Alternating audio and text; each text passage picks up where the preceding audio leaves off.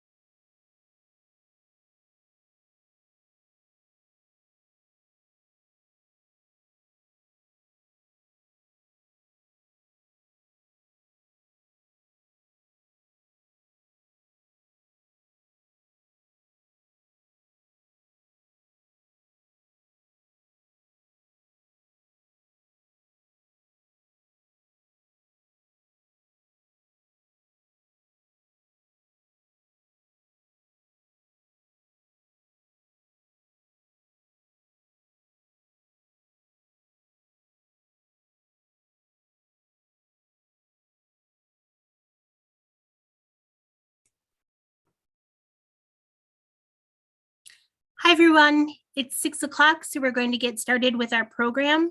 My name is Leslie LaRose. I am the director here at the Augusta Memorial Public Library in Wisconsin.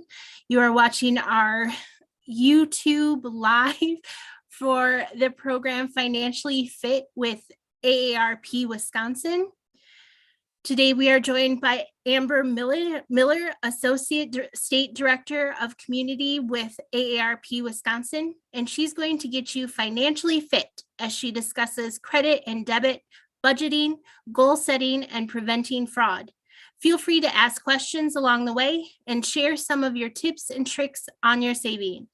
I will be monitoring chat and will pass along any questions or comments to Amber as you put them in on YouTube. Okay, Amber. Great. Thank you so much, Leslie. I just want to say good evening to everybody. I just want to pre-warn you, as probably most of you all have allergy issues. So I do have to take frequent water breaks. I have a cough drop in, but I am so excited to be here this evening. As Leslie said, I'm Amber Miller. I'm the Associate State Director of Community Outreach with AARP Wisconsin. I am actually located in Milwaukee, but we are statewide. So this is such a great opportunity for me to come to you via YouTube, and would love to get this as interactive as possible. I know with technology, sometimes that could be difficult, but would love to hear any questions, feedback, tips and tricks of stuff that you have been doing to either save money, create a budget, anything with fraud. So as Leslie said, she's going to be kind enough to just keep an eye out for that. So what I'm going to do is turn off my camera. That just ensures that I have the best Wi-Fi on my end, and then we'll go ahead and get started, but I'll turn back on my camera towards the end of the program to answer any questions or go over any comments that Leslie says. So I'd love to use the term financially fit. I think it's kind of a little bit more of a fun title instead of let's talk about money or let's get your budget in order. So we're going to say financially fit. And let me just move this forward. So I just want to do just a little disclaimer. So of course, this session is intended to be informational, educational, and does not constitute investment, tax, or legal advice. We strongly recommend you seek advice of a professional before making any financial decisions. And AARP is not responsible for any consequences of any decision taken in reliance upon the information provided to you during this event. Please know I'm not a financial expert and I cannot provide any specific advice or recommendations, but hopefully the information that we do cover today will help you make informed decisions about your financial future. So just a little overview is this workshop really is designed to help you build upon your good habits and understand what changes you can make to improve your financial situation. So there's 4 things that we're going to be touching on today. So one, of course, is setting goals. So, you know, what is that? How can we do it? And I'm a firm believer if we don't put it down on paper, it's never going to happen. Budgeting and saving, once again, sometimes I use the word saving and spending plan, tips and tricks to save, and then we're going to talk about credit score and also fraud. Fraud, of course, is an issue and really could put a damper on some of your financial situations, so we're going to talk about those today. I know I cannot see you guys. You could put in the chat if you're watching on YouTube, of course, but have any of you used or do you currently use a budget? So when I think about a budget, this could be pen and paper. Maybe you're using a different type of platform to do it. But if you want to put in there, if you are or not using a budget or maybe have used one, I can personally say for myself, I definitely use a budget. I am old school. I actually use an Excel spreadsheet. I do kind of a different kind of method where I put the bills that I have to pay, but then I actually use the envelope method, which if you are interested in knowing more about that, you can look it up, but every single dollar of my budget has a job. So some people say, here's my bills, I'm going to pay them, whatever's money's left is going to sit in my checking or savings account, but for me, every dollar has its purpose. So the importance of a budget, once again, I like the word savings and spending plan, but in addition to calculating your net worth, you're also going to want to set a budget as a starting point to reaching your goals. Now, some of you, when I say financially fit, if you make $1 or if you make $100 or if you make $1 million, thanks, Leslie, you want to learn how to budget your money. And some of you might be sitting here like, oh, I already do that. And that's great. You're probably 10 steps ahead of a lot of folks. But I always like to say sometimes it's such a nice reminder, because when people set their New Year's resolutions, it's usually a couple things. One is, I want to lose weight or get healthy. Two is, I'm going to eat better, exercise more. And three is, I'm going to get my financial life back in order. And it could be for retirement, it could be I'm going to save for a trip, but some of these might be very practical and some might be new to you. So I just ask for you to be open-minded. And once again, please share your tips and tricks in the YouTube comments. So, of course, we all typically have a general sense of how much money we have and what we can afford to spend. But writing down your budget, of course, can allow you to see your whole financial picture and also decide how to prioritize your expenses to maximize what you have. And an important and helpful step is to review your budget and identify what are needs versus wants. So we're doing, you're paying your bills on time, you're thinking about the goals. But when you think of needs versus wants, I know a lot of people, I actually just asked my niece this the other day, and I said, what are some things that you need in life? And she's 7, might I add.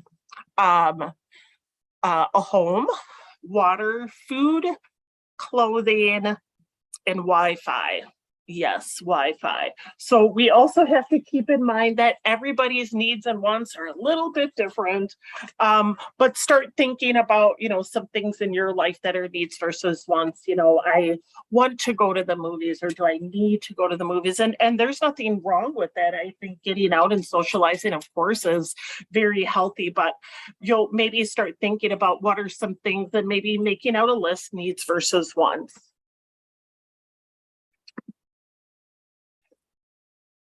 You definitely, just one other thing too is your needs and wants are very personal. And, once again, your cell phone might be a want, your cell phone might be a need. So just putting that down on paper, because my needs and wants are very different. Like I do actually need Wi-Fi. That's how I work. Could I go to the library and do Wi-Fi? Could I go to, a local coffee shop? Absolutely. But this ultimately, when the further we go on in this workshop, it'll all kind of come together. Setting goals. I love setting goals, whether it's a personal goal, a work goal, a life goal. We all have goals and aspirations for the kind of life we want for ourselves and, of course, our family. And when faced with managing debt and paying bills, it really can be hard to see how we will ever get there. And we know, especially during COVID, people unfortunately lost jobs, and, the high cost of food and other things, it just might feel very overwhelming. And of course, just like a long road trip, achieving the financial future you desire requires planning. So plot a course by setting realistic, attainable goals, and then check the map, measuring where you started, where you are now, and how to get where you want to be. So now let's talk about just a few ways to help you plot your course. So when you think of SMART goals, and you may have heard about this acronym, and I'm going to give you an example. So specific. So if you're just like, I'm going to save money, which is terrific, but maybe what do you want to save money for? Is it a trip? Is it a rainy day fund? Is it an emergency fund? So you want to, and I'm just giving this as an example. It could be specific, however you see fit. Measurable. So maybe I am going to save $50 every 2 weeks in my savings account for a rainy day fund. So now I'm even more specific because I said $50. Attainable. Can I realistically save $50, $100 every 2 weeks? Absolutely. If somebody was to say, can you save $1,000 every 2 weeks? Absolutely not. So you want to make sure it's attainable and that it's realistic with the timeline that you're setting yourself. Of course, realistic, attainable, and then timely. So if you say, I want to save $5,000 over the next 30 days for an emergency savings account. I don't know your financial background. Maybe that could work, but maybe saving $5,000 within a year or two might be more timely. So you want to start putting down your SMART goals. So this is a very specific example, so a little bit different than the one I gave to you. So I am going to save $100 per month into my savings account specific. I still probably would add the reason why. It just puts a little bit more emphasis on why it's important to save for something, even if it's an emergency fund. So measurable, each paycheck every Friday, I'm going to save $25. Achievable. I did this back in 2018 and know I can do this again. Realistic.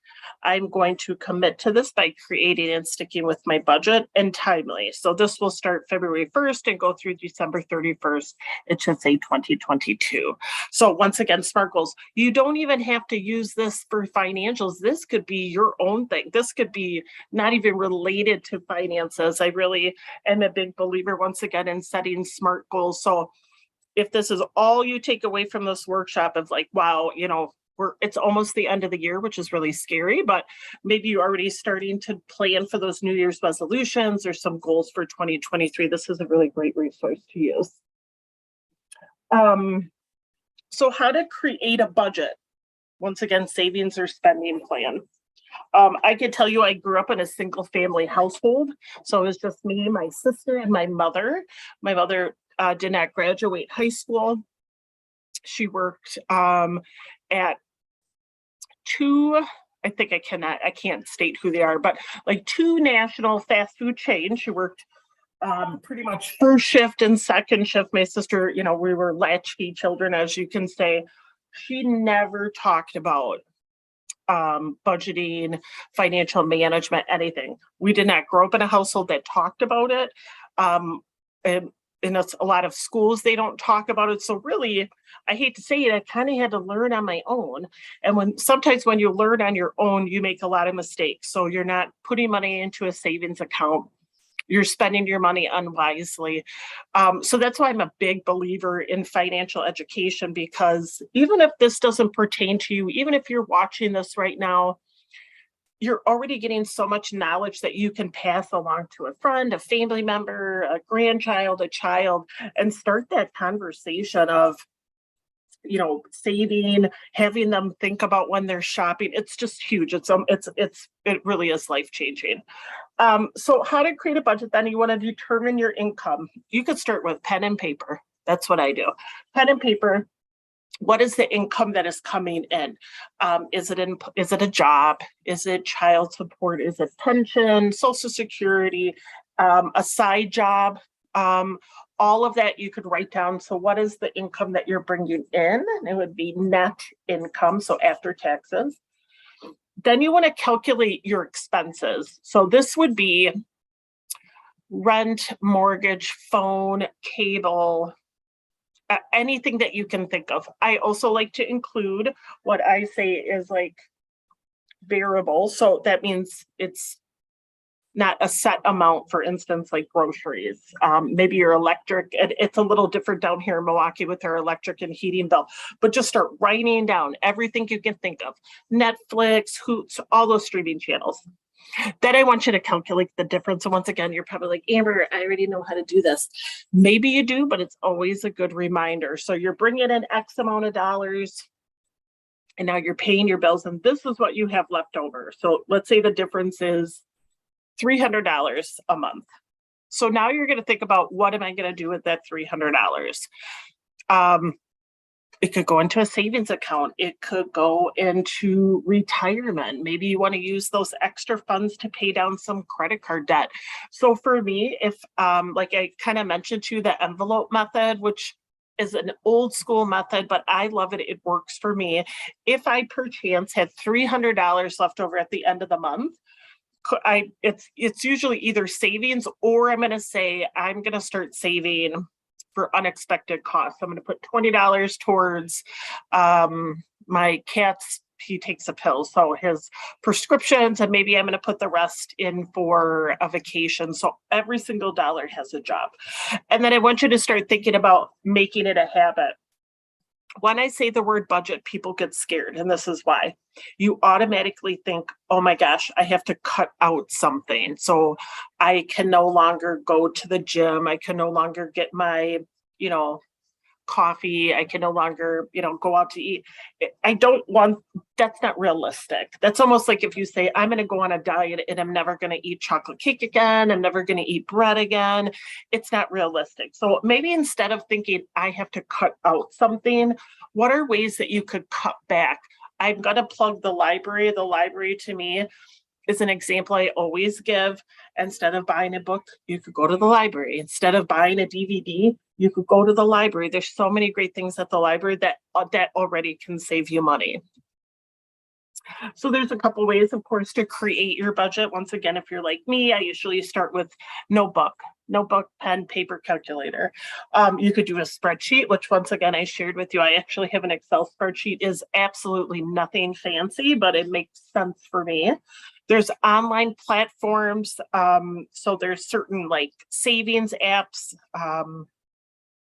I cannot plug one or the other. You would find one that works best for you. There's calendars. So maybe if you know you're getting paid every Friday, you write down, an online calendar, paper calendar, when you get paid and what bills you're going to pay. And then please don't overthink it. Whatever works for you might not work for your friend or for your neighbor. Do what works for you. And I want you to get excited about, wow, I'm actually going to get back on track with my savings and spending. So I want to make sure you pick out what works best for you. So spending less and then saving more. So this right here, once again, you might think, Amber, I already know this. And that's okay. Still a reminder. So once again, we talked about identifying needs and wants. What are needs? What are wants? What are maybe some things that you're like, I really want, but maybe you want them less. But once again, I think treating yourself and enjoying life is very important too. Borrow instead of buying. Once again, the library or tools. I know there's a couple of places throughout Wisconsin. I love this idea. It's called a tool library. Most of them are led by like Habitat for Humanity. So if you need a certain tool, you don't have to go buy it. You can actually just kind of rent it out. Gadgets, lawnmowers, whatever. So start thinking about that instead of purchasing. Couponing and meal planning, especially now with the high cost of food. I can tell you right now, meal planning for me works the best if I know what I'm going to be preparing. And I'm a single person. I have no children, not married. So I'm cooking for, one person. I like to plan out my meals, and I could tell you I save so much more money doing that instead of going to the grocery store and not having a plan. Check out couponing also. You could save money, not just on food, but toiletry items also. Selling items you don't want anymore. I actually also teach a class called Decluttering and Downsizing through AARP. I could tell you right now, I could probably go through my closet and probably sell half the stuff and still not have enough room. So maybe going through your home and just start looking at stuff that you're like, maybe I could sell for a little extra cash. There's platforms that you could sell on, or having a rummage sale, of course. The 2-day rule before buying. Now, this is different for everybody. It used to be the 30-day rule. You go out, you find something you really, really like, and if you still want it after 30 days, you go back and get it. We live in a society where we want immediate gratification. If you're out shopping, the likely chance of you even taking like 3 minutes to think about it is very rare. But they do say, give yourself maybe 2 days, walk away from it, give it 2 days. If you're still thinking about it, maybe go back and purchase it. Or once again, we talked about borrowing it, or maybe you can find it used. I'll give you a prime example. I was taking my niece clothes shopping at a local store. There's some jeans that she wanted. She's 7. I think they were like $35, which just absolutely floored me. I put it down as like, let's think about it. We thought about it. We forgot about it. And then I just so happened to go to a thrift store the following week. And I'm not even joking. I found the same jeans and they were $3. So not only did I do the 2-day rule, but I also then found it used. So definitely save some money. And buying in bulk. I know we've talked about this. What are some items that you can buy in bulk? My friends and I, we do a lot of meal planning together too. So if I make a large dish, I give them portions and vice versa. And sometimes then we buy in bulk at local chains and we kind of split up stuff and we save money. Sometimes it doesn't always save you money, but you definitely want to maybe consider that. So once again, if you have any tips and tricks that you are using, you could definitely put those in the chat below. This right here is my absolute favorite. I don't know if you have heard this term. It's called spending leaks. I am notorious with this. So I go to, Walgreens or, a fast food chain just for a quick bite. I do this at definitely stores. I'll say I'm going to go in and get one thing that's $2. You walk out with $100 worth of stuff that you're like, what did I just do? Those are called spending leaks. Those are stuff that you didn't probably budget for, and B, also called like disappearing dollars, probably items that you did not need. So when you think about it, even if you just spend $10 a week, that just frivolous spending, that's $520 a year that you could put into a savings account that maybe pay off a bill. There's just so much. It really gets you start thinking of the spending that you're doing. And so a lot of people too, when they're creating their budget or spending and savings plan, you'll notice that they just say, this is the amount of money I'm bringing in. This is the bills I'm going to pay. Not a ton of people actually track their spending. That's actually even a more elevated budget of for the next 2 weeks, I'm going to track all my spending. I'm going to track every single dollar that I spend.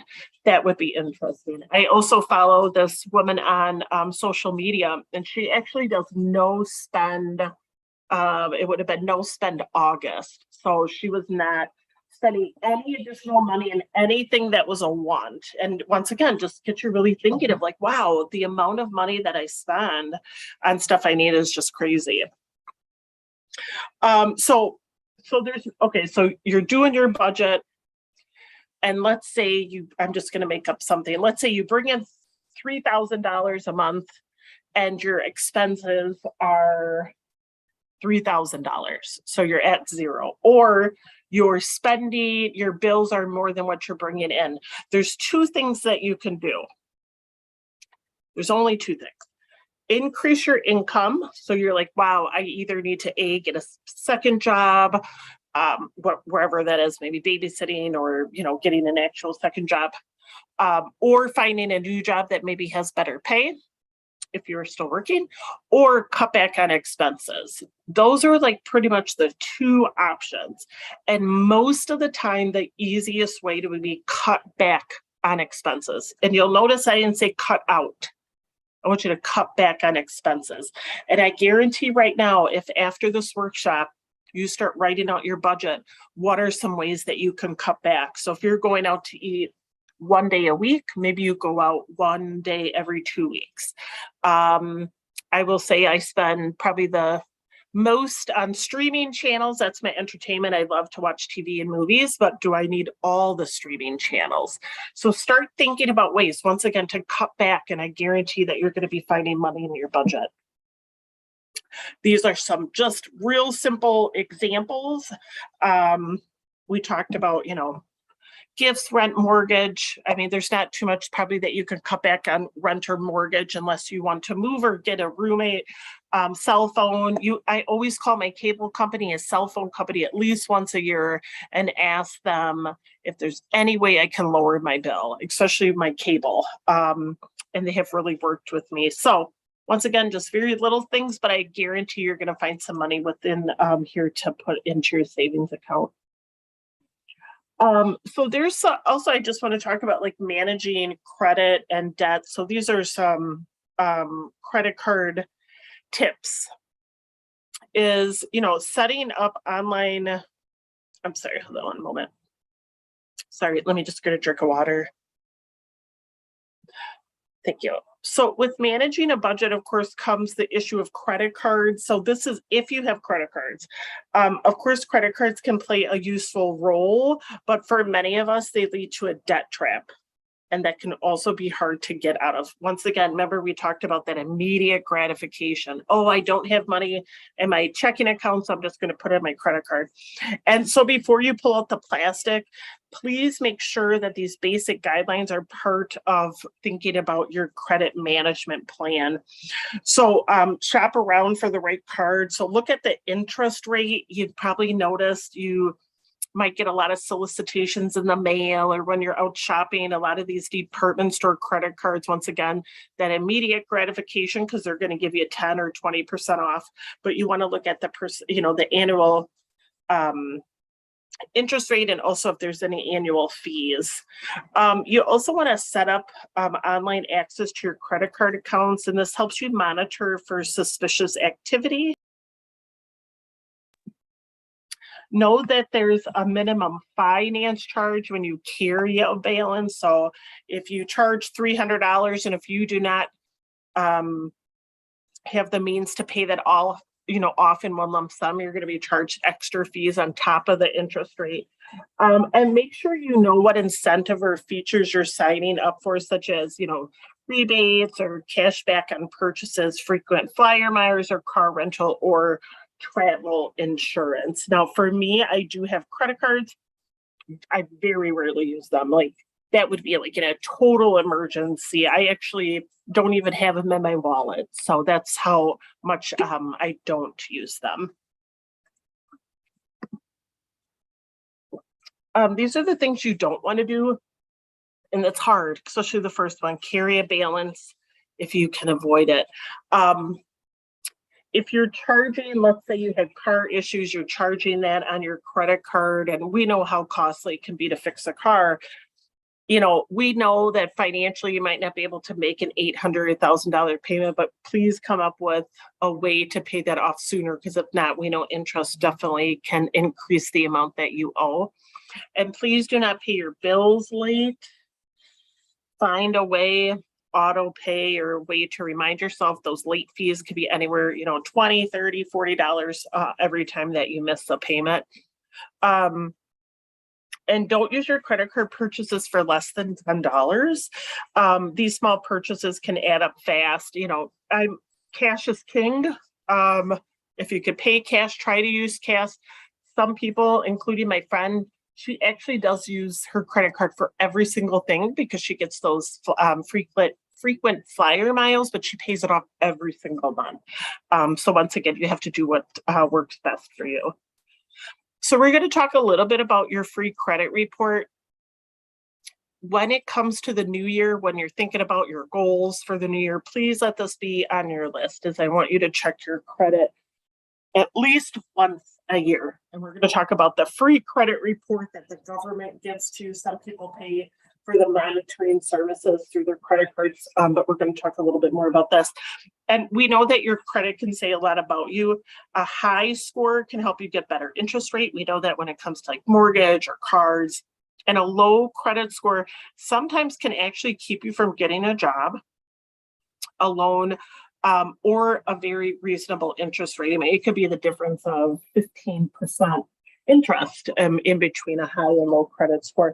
So it's important, of course, to monitor your credit so you can actually dispute any errors and identifying problems that you need to correct. And by law, each of the three main credit reporting agencies, so the three is Experian, Equifax, and TransUnion, is required to provide you with your credit report free once a year. And if you look on the screen in the upper left-hand corner, the annualcreditreport.com, that is the website. And to stay up to date, consider requesting a free report from one agency every 4 months on a rotating basis. I need to get better at this. I have found discrepancies actually on my credit. And some people find out, but they found out too late. So they're trying to get a home and they're like, wow, somebody took out an account in your name. So that's why it's important. And once again, you can get it free at the creditreport.com that is listed in the upper left-hand corner. And please watch out for scam companies that claim they are the one-stop source, and do not contact the 3 nationwide credit reporting companies individually. It really is the easiest to go through this, and it is run by the government. So making sure that you type that in. I just want you to note, though, that the credit score is not included in this free credit report. Many banks and credit card companies now offer you access to your credit score. This particular report is going to look like any credit report. It's just not going to have the score, but you're going to want to look at, are these accounts yours? If somebody said that you paid late and you didn't, those are the things you're going to want to look at through this credit report, annualcreditreport.com. So there's a FICO is the score that most lenders use, and it ranges is either 300 to 850 for a basic score. So I would say there are certain industries where they kind of gauge it a little different, but I would say the main one is 300 to 850.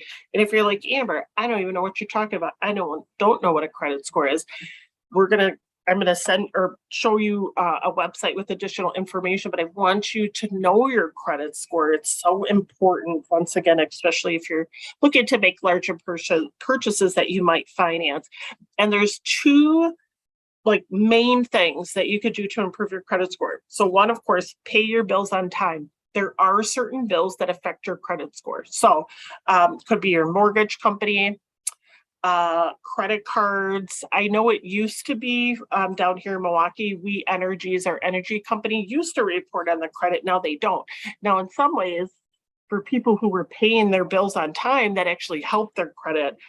For people who weren't paying it on time, that was actually negatively affecting their credit. So it's kind of a catch-22 there.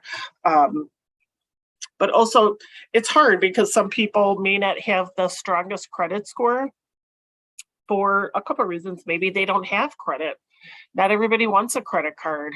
People like to pay cash. So sometimes you could have actually all the money in the world and still not have the best credit score. But those are things that you're going to want to check out. So I'm going to talk a little bit about scams. So you're getting your budget in order, you're pulling your credit report, you're doing everything right. And then all of a sudden you're like, wow, something's going on that just doesn't feel right. So and you've put so much work and dedication into asset building and savings and retirement, and nobody expects to be victimized by financial fraud, scams, or predatory financial practices. But the truth is, it can happen to anyone. And here are a few things to watch out for. So one is Social Security number. Be vigilant, especially in protecting your Social Security number. Only share it when you are communicating with somebody that you know and trust, and never send it through email. And if you get a phone call from quote unquote Medicare and they want your Social Security number, Medicare does not call you, and they already have that information, so they're not going to request it from you. I also want you to be cautious of sharing account numbers. I have heard so many stories about people who shared their account number with what they thought was their bank, and they ended up this one woman ended up losing $3,000. So just please be careful about sharing any account numbers. The good old something for nothing offers. And please know, if it sounds too good to be true, it probably is. And that applies to almost any offer of quote unquote free prizes or huge discounts. So such offers are increasingly prevalent in emails and online. So you'll get an email that's pay $1 to go to Las Vegas or something. Most of the time that is a scam, and we just want you to be careful. Also that pressure of act now. So many companies, and most of them are reputable actually, use some kind of false sense of urgency to to get you to act without thinking. Like, you have 2 minutes to get this good offer, you have 20 minutes to get this best offer, and you start feeling panicky because you're like, oh my gosh, I want that deal so bad. And don't let that phrase, don't let this opportunity pass you by. Don't let that hook you in. Once again, remember, we thought about the 2-day rule. So even if that is reputable, please just walk away from it. I guarantee the next day, probably the deal will be there. And then the last bullet point is the catch. So always be on the lookout for the catch. And that explains why a deal that seems too good to be true just is. So even legitimate businesses operating legally can cause severe financial trauma. So like the so-called payday lenders, which are awful. For instance, they're going to lend money to people legally, but at this huge interest rates, like 300%, 400%. And that can quickly snowball into a huge financial burden. So once again, payday lend, car title loan, those types of things. You just don't want to get kind of wrapped up into that. Protecting your identity from identity theft. So this is an issue, escalating issue, especially in our digital age. So the repercussions of having your identity stolen could be devastating and long lasting, especially in your credit. So we all heard about those major data breaches, every couple months, like Equifax or, Experian. And just because your data may have been exposed does not automatically mean you are a victim of identity theft. But these kinds of breaches make it that much more important that we are on top of watching our various financial accounts for suspicious activity. Like, we need to be on it. We need to be in the soup, making sure that people are not taking our identity. And that's why ordering that free credit report that we talked about earlier, if you have never done that, I definitely encourage you to do that. That's going to show you some things where you're like, that doesn't sound right. I didn't open, that particular credit card. And, can you protect yourself? Absolutely. Absolutely. So here are just 3 simple yet effective steps that you can take right now. So be aware of how information is stolen, such as by completing a phony change of address form to divert your billing statements to another location. Scams also use false pretexts to obtain your personal information from banks, from your telephone company, and other sources. Also, I really want you to guard your personal and account information. So shred documents and paperwork that contain any personal information and protect your PIN numbers. Report stolen credit cards immediately. This goes for bank cards. Don't give out any personal information on the phone, through the mail, or through internet. If you open your email, if it doesn't look like, well, sometimes I will take that back. There's certain emails that look reputable. You're like Amazon or Netflix. They're always emailing me, telling me to update my credit card. Don't click on the link. Go actually to your Netflix account. Go actually to your Amazon account and update it that way. Just because then you know that you have done it right without clicking. And please report any suspicious activity immediately. There's resources on AARP that can help kind of guide you. And the one thing too that I want to just bring up is when people do get scammed. So these are the people that maybe give out the information, or this is your neighbor that received a phone call from what she thought was her granddaughter asking for money. A lot of people who get scammed don't report it because they're embarrassed or they're scared. So we have to make it like a very safe community, and that we talk about stuff like this with our loved ones. I can tell you, my uncle, he is now unfortunately not with us, but towards the end of his life, probably for about 3 years, I think he was like 75. He was talking to a woman named Rose. Rose was in Russia, and she was probably about 25. They never talked on the phone. They only text or messaged each other through Facebook. And in the span of 3 years, he gave her over $15,000. And it actually got to the point where the local gas station, I believe it was, that he was wiring the money through, called the police and said, something doesn't feel right. It seems like he's getting scammed, which I thought was great. But the police went to my uncle. My uncle's like, no, she's real. And the police didn't do anything. And ultimately, I don't know maybe what they could have done differently. But he really thought he was talking to a 25-year-old woman that was going to come and live with him in the United States. So you just never know. Sometimes you hear the stories too late. This is after, of course, that they're scammed for their money. So before we wrap up today, just want to emphasize the importance of starting to save. So we're thinking about that, we're doing our budget, we got a little money, maybe you want to invest it, maybe you want to put it in your retirement, and because we know money can grow, of course. And don't put this off. So if you're thinking right now, wow, I haven't started my budget or I haven't looked at it in a while, maybe this is the time to kind of get started again. So start where you are and make a plan, put it in action. We talked about those SMART goals, and every little bit counts.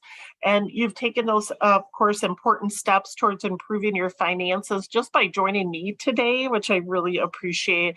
And I really encourage you to keep the momentum going. I can tell you after this, I'm actually going to be logging on to my own budget just to double check everything. And please start writing down those goals. I want you to start really thinking about some things that you want to focus on with those SMART goals, whether it's financial, personal, work-related, family-related. So there's definitely things that you can do even just starting today.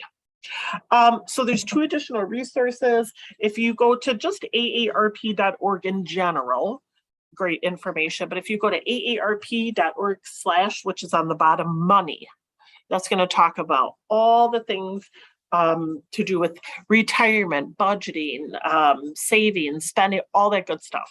So you could start there. This right here too it's a fairly new program. It's open to actually anybody 18 and older. It is free. If you go to moneymap.aarp.org, there's a couple different things you're going to see. One is you can actually choose a plan that's like, I'm just going to focus on paying down debt. The other one's, I'm going to focus on retirement. The other one's going to talk about budgeting. There's so many different things that you can use with this money map. I'm obsessed with it. I use it. I love it. They've changed it a couple of times over the past year in a good way. Like they keep adding to it because they keep hearing feedback from people. So once again, it's free. And anybody over the age of 18. Here is my contact information. Feel free, you could reach out to me directly if you have any questions, comments. Always love to hear from members and non-members throughout the state of Wisconsin, but there's definitely, I'm here at any time to help you. And I just want to thank everybody, it should just say YouTube, for joining. I'm going to stop sharing my screen and see if there's any questions or comments, Leslie. And if there isn't, I'll give back the gift of time to our attendees tonight. Ooh, and I'm sorry. I haven't had any comments coming. Okay, sounds good. Well, that's okay. Sometimes that means I did my job. I just want to, Leslie, thank you so much for inviting me to come speak on this. Once again, it's little steps that make the most impact. It's thinking when you're shopping or when you're grocery shopping, or just start thinking about those little things. And, there could be a difference of only $1 that maybe you saved today, but that dollar can really get you on track for being financially fit. And if you weren't financially fit this year, that's okay. There's always next year, and we're going to start setting up those SMART goals for 2023. So I want to thank you once again so much for joining us this evening. I hope to hear from you. And if not, I would love to hear success stories and maybe how this workshop helped you. So I want to thank you again for joining us tonight. Thank you so much for all of this information, Amber. I think it was great information, and I agree that it will be the right time to start thinking for next year. So absolutely. It was wonderful. Thank you so much. Okay, everyone. Thank you for joining us. If you want the information, it will be on our YouTube. I will get to close the captioning later on this week. And you will be able to view it on demand through that channel. Thanks.